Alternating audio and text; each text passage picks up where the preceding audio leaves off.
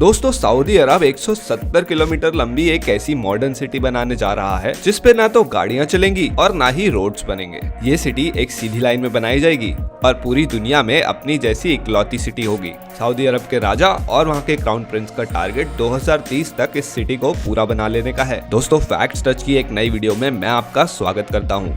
आगे बढ़ने से पहले चैनल को सब्सक्राइब कर लीजिए और बेल आइकन भी दबा दीजिए। दोस्तों सऊदी अरब की रॉयल फैमिली दुनिया की सबसे अमीर फैमिलीज में गिनी जाती है। फोर्ब्स और विकिपीडिया के हिसाब से इनकी मिली जुली नेटवर्थ 1.4 ट्रिलियन डॉलर्स है। दोस्तों ये पैसे इतने ज्यादा होते हैं कि Elon Musk, Bill Gates, mark Zuckerberg और जेफ बेजोस के साथ अगर हम 17 और दुनिया के बिलियनर्स को मिला दें तो भी उन सबकी नेटवर्थ और दौलत मिला के सऊदी अरब रॉयल फैमिली से कम होगी। दोस्तों सऊदी अरब की ज्यादातर दौलत यहाँ से निकलने वाले ऑयल से आती है। ऑयल मिलने से पहले सऊदी अरब सिर्फ रिलीजियस टूरिज्म से पैसा कमाता था, लेकिन 1938 में यहाँ पे ऑयल की डिस्कवरी हुई और देखते ही देखते पूरे सऊदी अरब का नक्शा बदल गया। आज सऊदी अरब एक दिन में 1 करोड़ बैरल ऑयल निकालता है और उसको 85 कंट्रीज में इंपोर्ट करता है। लेकिन सऊदी अरब के लिए बुरी खबर यह है कि क्रूड ऑयल अब खत्म हो रहा है। दोस्तों स्टैनफोर्ड यूनिवर्सिटी की एक रिसर्च के हिसाब से अगले आने वाले कुछ सालों में जमीन के नीचे क्रूड ऑयल खत्म हो जाएगा या फिर वो इतना कम हो जाएगा कि उसको निकालना बिल्कुल प्रॉफिटेबल नहीं होगा। तो दोस्तों जब क्रूड ऑयल खत्म हो जाएगा तो सऊदी अरब क्या करेगा? दोस्तों सच तो ये है कि सऊदी रॉयल फैमिली भी जानती है कि क्रूड ऑयल जल्द ही खत्म हो जाएगा। इसीलिए सऊदी अरब के क्राउन प्रिंस मोहम्मद बिन सलमान ने अभी से ही उनकी ऑयल पे डिपेंडेंसी कम करने का काम शुरू कर दिया है। दुबई की तरह सऊदी अरब भी अब वेस्टर्न टूरिज्म को प्रमोट कर रहा है और उसके लिए जो सिटी बनाई जा रही है वो दुबई से भी ज्यादा एडवांस होगी। दोस्तों ये सिटी दुनिया की बाकी सारी सिटीज से बहुत अलग होगी, क्योंकि जहां बाकी सारी सिटीज बीच में से शुरू होकर बाहर की तरफ फैलती हैं, ये सिटी एक सीधी लाइन में होगी और ये सीधी लाइन 170 किलोमीटर लंबी होगी। इस लाइन सिटी का नाम होगा नियोम और ये सऊदी अरब की इकोनॉमी को डाइवर्सिफाई करने की पहली कोशिश है। दोस्तों सऊदी किंग के बेटे क्राउन प्रिंस मोहम्मद बिन सलमान का एजेंडा यही है कि सऊदी की डिपेंडेंसी ऑयल से बिल्कुल हट जाए। दोस्तों ये सिटी सऊदी अरब के ताबुक प्रोविंस में बनाई जा रही है और इसके लिए सऊदी गवर्नमेंट ने एक स्पेशल एरिया अलॉट किया है। इसका एक साइड गल्फ ऑफ अकाबा में लगेगा और दूसरा साइड रेड सी में लगेगा। यही नहीं, इसके एक किनारे से इजिप्ट की शर्म अल शेख सिटी भी है, जो कि पहले से ही एक टूरिस्ट हॉटस्पॉट है। इजिप्ट और सऊदी अरब की गवर्नमेंट के बीच में समझौते के हिसाब से इन दोनों सिटीज को एक लैंड ब्रिज के जरिए कनेक्ट करा जाएगा। इसकी वजह से ना ही इन देशों को आपस में टूरिज्म का फायदा होगा, बल्कि इजराइल को बाईपास करते हुए दोनों कंट्रीज के बीच में एक लैंड कनेक्शन भी बन जाएगा। तो दोस्तों आइए देखते हैं इस सिटी का प्लान नक्शा। क्राउन प्रिंस के हिसाब से इस सिटी से सिर्फ सऊदी अरब को ही फायदा नहीं होगा, बल्कि पूरी दुनिया की फ्यूचर सिटीज के लिए ये सिटी एक एग्जाम्पल सेट करेगी। ये सिटी 3 लेवल्स में फैली होगी। पहला लेवल सिर्फ नेचर से भरा होगा, इसमें लोग पैदल चल पाएंगे लेकिन गाड़ियां अलाउड नहीं होंगी। दूसरे लेवल को सर्विस लेयर का नाम दिया गया है। इस लेवल पे सारे कमर्शियल काम होंगे, जैसे कि शॉपिंग मॉल्स और ऑफिसेज। साथ ही इस लेवल पे रोड्स भी होंगी जिसपे गाड़ियां चल पाएंगी। तीसरी और सबसे नीचे वाली लेयर को स्पाइन कहा गया है, क्योंकि ये पूरे शहर की रीढ़ की हड्डी होगी। इस लेवल पे हाई स्पीड ट्रांसपोर्टेशन सिस्टम्स होंगे, जो कि बहुत सारे लोगों को 170 किलोमीटर में फैली इस सिटी के एक कोने से दूसरे कोने तक सिर्फ 20 मिनट में ले जाने की क्षमता रखेंगे। दोस्तों नियोम दुनिया की बाकी सारी सिटीज से बिल्कुल डिफरेंट होगी, क्योंकि इस सिटी में सारे सिस्टम्स रिन्यूएबल एनर्जी पे चलेंगे, मतलब ऑयल की कोई जरूरत नहीं।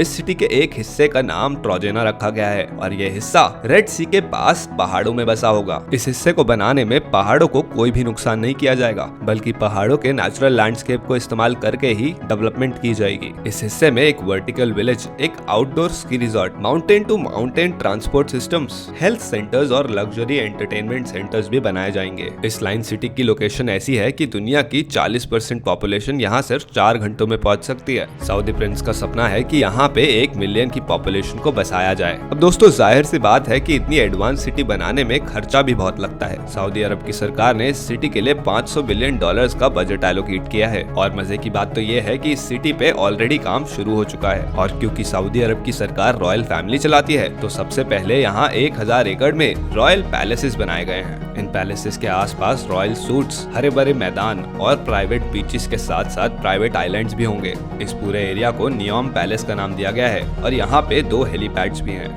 खैर चलिए इस एरिया से निकल के आते हैं नियोम सिटी पे। दोस्तों इस एरिया में एक रीजनल एयरपोर्ट भी बनाया गया है जो कि 2019 से ऑपरेशनल है। असल में ये एयरपोर्ट फिलहाल तो कंस्ट्रक्शन के ऑफिशियल्स और वर्कर्स के साथ साथ इक्विपमेंट्स को रियाद से यहाँ तक लाने के लिए इस्तेमाल होता है। दोस्तों हालांकि सऊदी सरकार इस प्रोजेक्ट के लिए काफी एक्साइटेड है, लेकिन इसको बनाने के लिए उनके सामने काफी चैलेंजेस भी हैं। जैसा कि दावा है कि ये पूरी सिटी 100% रिन्यूएबल एनर्जी से चलेगी। तो फिर सवाल ये उठता है कि सऊदी अरब फिलहाल तो पीने का पानी ऑयल की मदद से डिसैलिनेट करता है, तो फिर ऑयल के बिना इस पानी को कैसे उपलब्ध किया जाएगा? क्योंकि एक बात तो साफ है कि सऊदी अरब में फ्रेश वाटर की एक भी रिवर नहीं है। दूसरा सवाल ये भी है कि 1 मिलियन लोगों के इलेक्ट्रिक अप्लायंसेस के लिए रिन्यूएबल एनर्जी कैसे जनरेट की जाएगी, और साथ ही रिन्यूएबल एनर्जी से चलने वाले हाई स्पीड ट्रांसपोर्ट सिस्टम्स इतनी जल्दी कैसे डेवलप किए जाएंगे?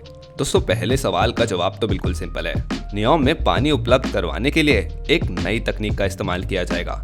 इस तकनीक में एक बहुत बड़ा डोम बनाया जाएगा जो कि ग्लास का होगा। फिर समुद्र के खारे पानी को इस डोम में भरा जाएगा और सोलर पैनल्स की मदद से इस डोम को गर्म करा जाएगा।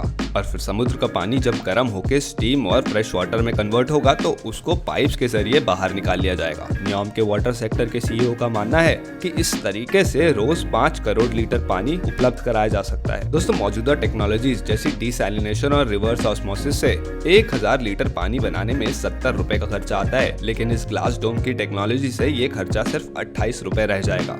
दोस्तों अब बात करते हैं कि 1 मिलियन लोगों के लिए एनर्जी कैसे क्रिएट की जाएगी। असल में सऊदी अरब में ज्यादातर गर्मी रहती है और गर्म इलाकों में हवा की कंडीशन ज्यादा बेटर होती है। तो इन हवाओं का फायदा उठाते हुए सोलर पैनल्स और विंड टर्बाइंस के प्लांट लगाए जाएंगे जो पानी और हवा को इलेक्ट्रोकेमिकल सेल्स के जरिए ग्रीन अमोनिया में कन्वर्ट करेगा, जो कि एक बहुत अच्छा ग्रीन फ्यूल होता है। दोस्तों मौजूदा फ्यूल को जब हम बर्न करते हैं तो उसमें से निकलने वाली गैसें एयर पॉल्यूशन का कारण बनती हैं, लेकिन ग्रीन अमोनिया के केस में ऐसा नहीं होता। दोस्तों मौजूदा फ्यूल्स यानी फॉसिल फ्यूल्स की तरह ग्रीन अमोनिया को भी स्टोर करना बहुत इजी होता है और इसीलिए फ्यूचर में नियोम सिटी और पूरी दुनिया के लिए ग्रीन अमोनिया बेस्ट है। चलिए आप चलते हैं सबसे जरूरी सवाल पे कि इस सिटी के लिए हाई स्पीड ट्रांसपोर्टेशन सिस्टम्स कैसे डेवलप होंगे, क्योंकि ऐसे सिस्टम्स दुनिया में अभी तक कहीं अप्लाई नहीं किए गए हैं और नियोम में इनका इस्तेमाल पहली बार होगा। तो इनको डेवलप करना भी एक बड़ा चैलेंज है। दोस्तों नियोम में एक हाई स्पीड ट्रेन का इस्तेमाल होगा और ये ट्रेन 482 किलोमीटर प्रति घंटे की रफ्तार से 170 किलोमीटर का डिस्टेंस सिर्फ 20 किलोमीटर में पूरा करेगी। ये ट्रेन जिस टनल में चलेगी उसके दोनों ही तरफ मैग्नेट्स लगे होंगे जो कि ट्रेन की स्पीड को बढ़ा भी सकेंगे और घटा भी सकेंगे, और ये सब ग्रीन एनर्जी से होगा। शुरुआत में तो ट्रेन अपने व्हील्स पे चलेगी, लेकिन ट्रेन की स्पीड बढ़ने के साथ ही ये व्हील्स ऊपर हो जाएंगे और फिर ट्रेन पूरी तरीके से इन मैग्नेट्स पे लेविटेट होकर आगे बढ़ेगी। इस सिटी का डिजाइन बिल्कुल सीधी लाइन में इसलिए रखा गया है ताकि इसमें मोबिलिटी की आसानी हो। मतलब ये हाई स्पीड ट्रांसपोर्ट सिस्टम्स सामान और लोगों को बहुत तेजी से एक जगह से दूसरी जगह ले जा पाएं। दोस्तों इससे लोगों का समय बहुत बचेगा और वो कहते हैं ना, टाइम इज मनी। काफी एक्सपर्ट्स का ये भी कहना है कि 2030 तक ऐसी फ्यूचरिस्टिक सिटी के लिए टेक्नोलॉजी डेवलप करना नामुमकिन है। लेकिन दोस्तों एक बात तो साफ है कि सऊदी अरब अपने फ्यूचर को लेके काफी सीरियस है। दोस्तों आपको क्या लगता है, क्या सऊदी अरब ऐसा कर पाएगा? हमें कमेंट्स में बताएं। फिर मिलेंगे एक और नई वीडियो में। धन्यवाद।